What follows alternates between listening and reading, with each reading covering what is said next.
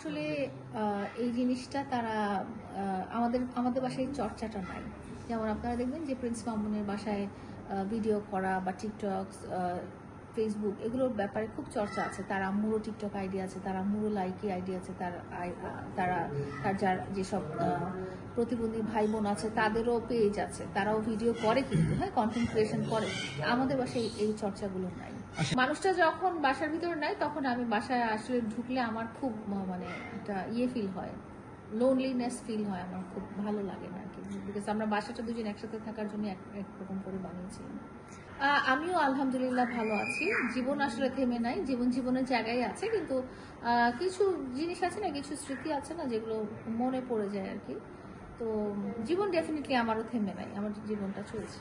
Depression থেকে আসলে সময়ই সবকিছু ঠিক করে দেয়। আল্লাহ তাআলা আসলে সময়টাই রেখেছে এই জন্য যে সময় আসলে time is the best healer. হ্যাঁ, আপনি যখন কোনো কষ্টে থাকেন, দুঃখে থাকেন, যখন একটু টাইম স্পেন্ড হবে তখন এই কষ্ট দুঃখটা খুব ফিকে হয়ে যায় আর কি। তো সময়ে আস্তে আস্তে আমি করতাম, আল্লাহর কাছে দোয়া করতাম যে আল্লাহ যেন আমার মনে কষ্টটা দূর করে দেয়, আমি যেন নর্মাল লাইফে ফিরে আসি। তো সেইভাবেই আসলে ডিপ্রেশন থেকে চলে আসা।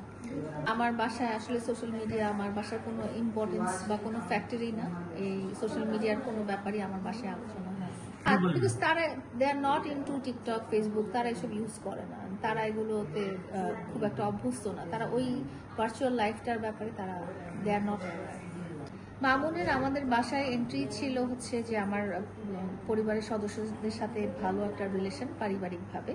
সো আগে যখন আমরা দুজন একসাথে থাকার আগে 1 বছর আগে থেকে আমাদের রিলেশন শুরু। তো তখন থেকেই কিন্তু সে আমার ফ্যামিলি মেম্বারদের সাথে একটা ভালো বন্ডেজ তৈরি করে নিয়েছে, এবং যেটার জন্য আমি খুব কমফোর্টেবল ছিলাম যে তার সাথে আমি রিলেশনটা আগাবো। তো ওইটা থেকেই যেহেতু ওইটাই নর্মালাইজ হয়ে গেছে, তখন আমার মন থেকেও আমার ওই দূরত্বটা চলে গেছে যে না, ঠিক আছে, ওর সাথে একটা সম্পর্কে আগানো যায়। বন্ডিং একটা জিনিস, ভালোবাসা একটা জিনিস, আর তার সাথে সংসার করা একটা জিনিস, তিন জিনিস।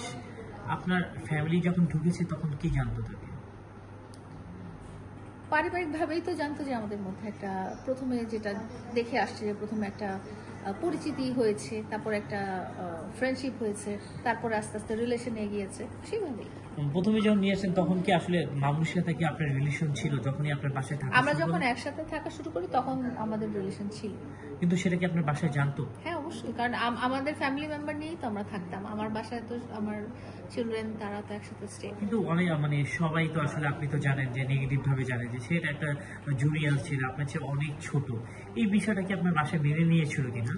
ওর অ্যাক্টিভিটিস যেটা ছিল বাসার কর্তার মতোই অ্যাক্টিভিটিস ছিল, এবং ও খাওয়ার টেবিলে এই যে মাস্টার চেয়ারে বসতো, এবং ওর সমস্ত অ্যাক্টিভিটিস বা বাসার সব কাজকর্ম যেরকম ছিল, আপনি আপনার বাসায় যেরকম হেড সেরকম ওর